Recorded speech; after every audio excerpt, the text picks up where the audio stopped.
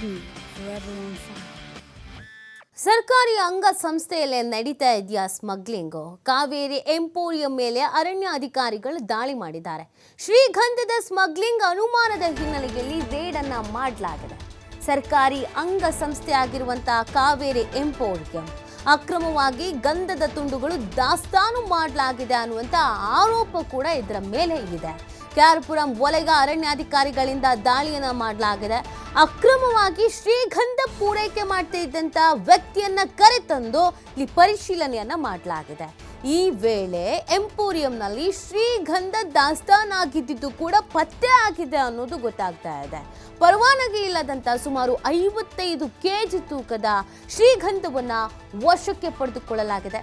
ರಾಜಸ್ಥಾನದಿಂದ ಅಕ್ರಮವಾಗಿ ಶ್ರೀಗಂಧವನ್ನ ತಂದಿದ್ದ ವ್ಯಕ್ತಿಯನ್ನು ಕೂಡ ವಶಕ್ಕೆ ಪಡೆದುಕೊಳ್ಳಲಾಗಿದೆ. ನೋಡಿ, ಇದು ಸರ್ಕಾರದ ಅಂಗಸಂಸ್ಥೆ, ಲೈಸೆನ್ಸೇ ಇಲ್ಲದೆ ಇರುವಂತ ಸುಮಾರು 55 kg ತೂಕದ ಶ್ರೀಗಂಧವನ್ನ ವಶಕ್ಕೆ ಪಡೆದುಕೊಳ್ಳಲಾಗಿದೆ.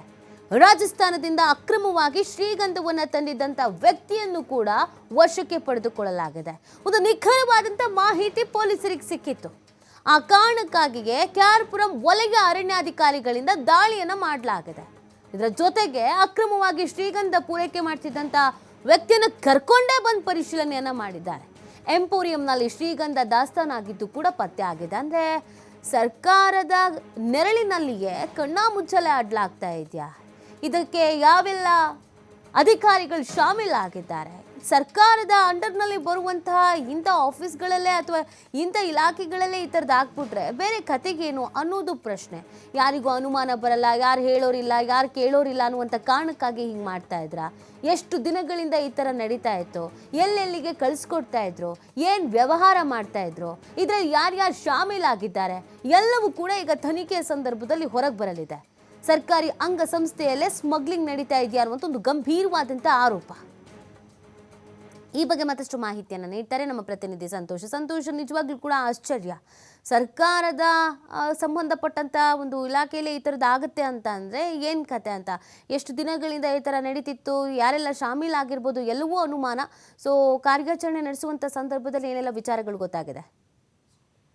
ನೀತಿ ಇದೀಗಷ್ಟೇ ಪ್ರಕರಣ ಬೆಳಕಿಗೆ ಬಂದಿರುವಂತದ್ದು. ಏನು ಅವರ ಅರಣ್ಯ ಅಧಿಕಾರಿಗಳಿಗೆ KRಪುರಂ ವಲಯ ಅರಣ್ಯ ಅಧಿಕಾರಿಗಳಿಗೆ ಸಿಕ್ಕಿರುವಂತ ಮಾಹಿತಿಯನ್ನ ಆಧಾರವಾಗಿ ಇಟ್ಕೊಂಡು ಅವರ ಬಾತ್ಮೀದಾರರು ನೀಡಿರುವಂತ ಮಾಹಿತಿಯ ಆಧಾರದ ಮೇರೆಗೆ ಓರ್ವ ವ್ಯಕ್ತಿಯನ್ನು ವಶಕ್ಕೆ ಪಡೆಯಲಾಗುತ್ತೆ. ರಾಜಸ್ಥಾನ ಮೂಲದ ವ್ಯಕ್ತಿ. ಆತನನ್ನು ವಶಕ್ಕೆ ಪಡೆದು ವಿಚಾರಣೆ ಮಾಡುವಂತ ಸಂದರ್ಭದಲ್ಲಿ ಏನು ಸರ್ಕಾರದ ಅಂಗಸಂಸ್ಥೆ ಆಗಿರುವಂತಹ ಕಾವೇರಿ ಎಂಪೋರಿಯಂ ಏನಿದೆ, ಅಲ್ಲಿ ಒಂದಿಷ್ಟು ಶ್ರೀಗಂಧವನ್ನ ಇಡಲಾಗಿದೆ ಅಕ್ರಮವಾಗಿ ಅನ್ನೋ ಮಾಹಿತಿ ಕೂಡ ಇವ್ರಿಗೆ ಲಭ್ಯವಾಗುತ್ತೆ. ಈ ಮಾಹಿತಿಯನ್ನ ಆಧಾರವಾಗಿ ಇಟ್ಕೊಂಡು ಆತ ನೀಡುವಂತ ಉತ್ತರದ ಮೇಲೆ ಅನುಮಾನಗೊಂಡು ಒಂದಿಷ್ಟು ದಾಳಿಯನ್ನು ನಡೆಸುವಂತ ಸಂದರ್ಭದಲ್ಲಿ ಸರ್ಕಾರದ ಅಂಗಸಂಸ್ಥೆ ಆಗಿರುವಂತ ಕಾವೇರಿ ಎಂಪೋರಿಯಂ ಏನಿದೆ, ಅದರಲ್ಲಿ ಸುಮಾರು 55 kg ಒಂದಿಷ್ಟು ಶ್ರೀಗಂಧದ ಮರದ ತುಂಡುಗಳು ಪತ್ತೆ ಆಗಿರುವಂತದ್ದು. ಅದರ ಜೊತೆಗೆ ಈ ಪರವಾನಗಿ ಇಲ್ಲದೆ ಇರುವಂತಹ ವ್ಯಕ್ತಿಗಳು ತಂದು ಕಾವೇರಿ ಎಂಪೋರಿಯಂನಲ್ಲಿ ಒಂದು ಶ್ರೀಗಂಧವನ್ನು ದಾಸ್ತಾನು ಮಾಡಿದರ ಆರೋಪಗಳು ಕೂಡ ಕೇಳಿ ಬಂದಿರುವಂತದ್ದು. ಸದ್ಯ KRಪುರಂ ವಲಯಾಧಿಕಾರಿಗಳು ಈ ದಾಳಿಯನ್ನ ನಡೆಸಿರುವಂತದ್ದು. ದಾಳಿಯನ್ನು ನಡೆಸುವ ವ್ಯಕ್ತಿಯನ್ನು ಕೂಡ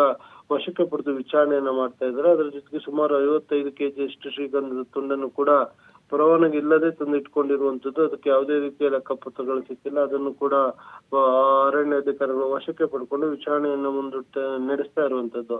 ಅಂದ್ರೆ ರಾಜಸ್ಥಾನ ಮೂಲದ ವ್ಯಕ್ತಿ ಬೆಂಗಳೂರಿಗೆ ಯಾವ ರೀತಿಯಾಗಿ ಶ್ರೀಗಂಧದ ತುಂಡುಗಳನ್ನು ತರ್ತಾ ಇದ್ರು, ಇಲ್ಲಿಂದ ಯಾವ ರೀತಿಯಾಗಿ ಅದನ್ನ ಡೀಲ್ ಮಾಡ್ತಿದ್ರು, ಎಲ್ಲವೂ ಕೂಡ ಇನ್ನು ಪೊಲೀಸರ ತನಿಖೆಯಿಂದ ಹೊರಬರಬೇಕಾಗಿದೆ. ಅದ್ರ ಜೊತೆಗೆ ಅರಣ್ಯ ಅಧಿಕಾರಿಗಳ ತನಿಖೆಯಲ್ಲಿ ಎಲ್ಲವೂ ಕೂಡ ಬೆಳಕಿಗೆ ಬರ್ತದೆ. ಜೊತೆ ಕಾವೇರಿ ಎಂಪೋರಿಯಂ ಸರ್ಕಾರದ ಅಂಗಸಂಸ್ಥೆಯಲ್ಲಿ ಕೆಲಸ ಮಾಡ್ತಿರುವಂತ ಸಿಬ್ಬಂದಿಗಳು ಇದರಲ್ಲಿ ಭಾಗಿಯಾಗಿದ್ದಾರೆ ಏನನ್ನೋದ್ರ ಬಗ್ಗೆ ಕೂಡ ತನಿಖಾ ನಂತರ ಸತ್ಯಾಸತ್ಯತೆ ಹೊರಬರಬೇಕಾಗಿರುವಂತದ್ದು. ನೀತಿ.